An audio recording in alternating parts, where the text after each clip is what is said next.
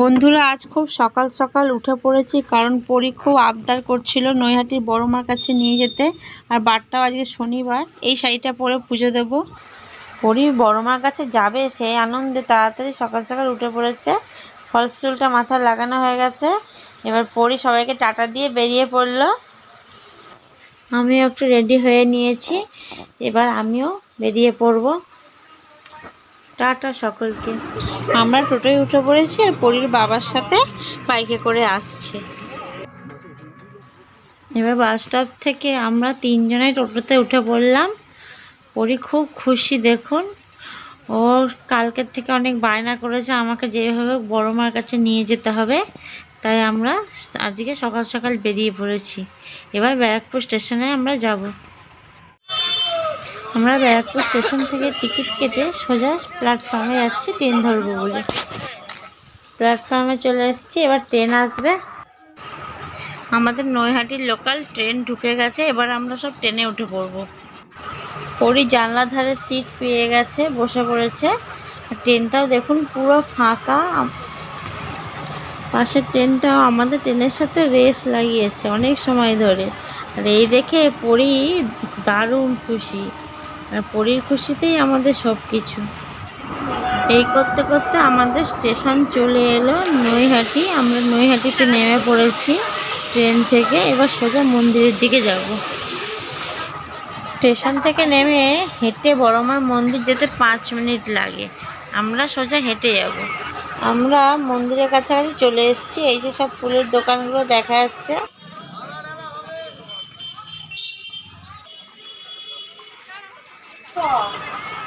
এই যে বড় মার মন্দির দেখা যাচ্ছে।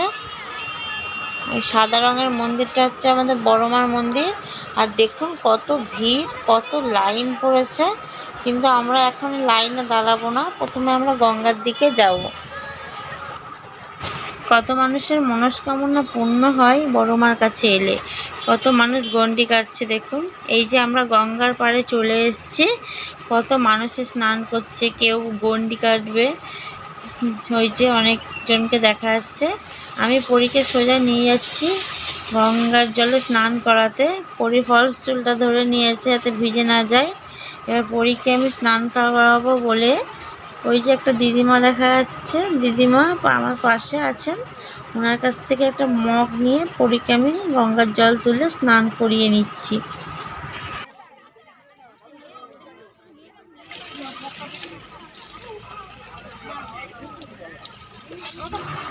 আমি একটু গঙ্গার জল মাথায় ছিটিয়ে নিলাম, পরির মাথায় দিয়ে দিলাম। আর যে দিদিভাই ক্যামেরা ধরেছিল তার মাথায় একটু গঙ্গার জল দিয়ে দিলাম।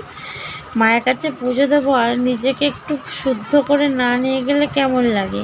আর গঙ্গার জল খুব পবিত্র, সেটা তোমরা সকলেই জানো। পুজোর আগে একটু মাথায় গঙ্গা জল দিয়ে নেওয়াই ভালো। আমার পরির একটু গঙ্গার জল ভরে নিল বোতলে। এবার আমরা কপালে একটু সিঁদুরের টিপ আর হলুদের টিপ দিয়ে নিচ্ছি। পরিও দিয়ে নিচ্ছে একটু সিঁদুরের আর হলুদের টিপ। পরি মুখটা দেখে নিল ঠিক আছে কিনা। পরির ড্রেস চেঞ্জ করা হয়ে গেছে। এবার আর দেরি না করে সোজা আমরা লাইনে গিয়ে দাঁড়াবো। কপালে কি আছে? আমি লাইনের কাছে এসে দেখি লাইন আর শেষ হচ্ছে না। অনেকটা দূরে গিয়ে প্রায় 1000 জনের পরে আমাদের লাইন পড়েছে। পরি সেই না খেয়ে আছে।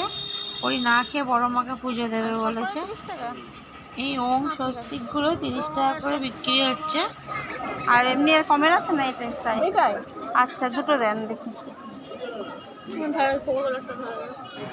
এবার আমি একটু ডালা কিনে নিচ্ছি। এখানে 101 টাকা দিয়ে ডালাগুলো কিনলাম। আমি আর ওই দিদিভাইয়ের জন্য দুটো ডালা মোট কিনে নিলাম। পরি ডালা ধরে লাইনে দাঁড়িয়ে পড়েছে। আর এই সময় এত রোদ, দাঁড়ানো যাচ্ছে না। পরির মাথায় ছাতা ধরে নিলাম যাতে পরির কষ্ট না হয়। আর মন্দিরের কাছাকাছি চলে এসেছি। এবার মন্দিরে প্রবেশ করব। দেখুন বন্ধুরা বড় মার কত ছবি আশপাশের দোকানগুলোতে। বড় মার মন্দিরে প্রবেশ করছি। এই যে বড় মার কত সুন্দর ফটো। এই দেখুন কত ভিড় হয়েছে। ওই যে দূর থেকে আমাদের বড় মাকে দেখা যাচ্ছে। তার সাইড দিয়ে কতটা লাইন। আর আশপাশ দিয়ে লাল রঙের যে বাক্সগুলো দেখছেন এগুলো সব প্রণামী বাক্স। পরি নমস্কার করে নিল এবং প্রণামী বাক্সতে পরি টাকা দিয়ে দিয়েছে। বন্ধুরা, এই ভিডিওটা করতে গিয়ে আমি বকা খেয়েছি। আমার ভিডিওটা ডিলিট করে দিতে বলেছিল, আমি ডিলিট করিনি, কিন্তু বড় মার ফটোটা তুলতে পারিনি, দুঃখের বিষয়। বন্ধুরা, আমাদের পুজো দেওয়া হয়ে গেছে, আমরা বেরিয়ে চলে এসেছি।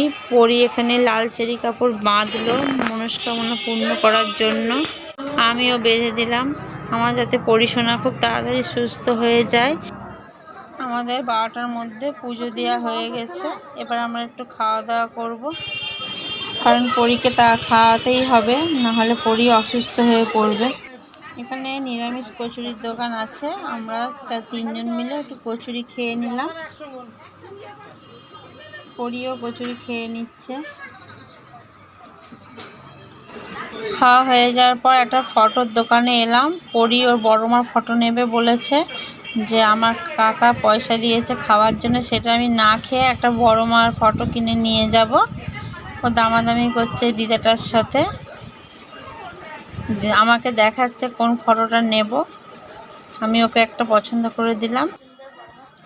বড় মা এত সুন্দর ফটোটা আমার কাছ থেকে মাত্র 80 টাকা দাম নিয়েছে।